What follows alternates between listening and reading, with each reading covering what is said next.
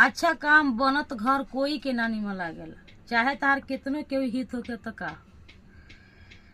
तब एगो हम बात कही, जकर सोच सही ना रही नु उ जिंदगी भर दूसरे के देख के तरसते जिंदगी पूरा उड़ा जाई, माटी में मिल जाई, पर कहियो कौनो चीज के सपना पूरा ना होई।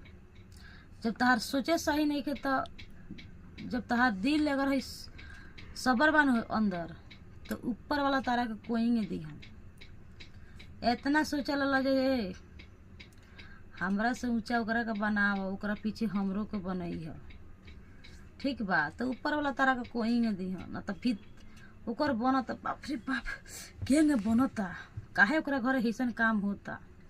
तहार तो जरत आरू धनकता, तो तू जरते धनकते राखी हो जेबू, पर कहियो कुछ ना हो। तो दिल में सबर रखल ला, ठीक बा। का बात सही बा नु।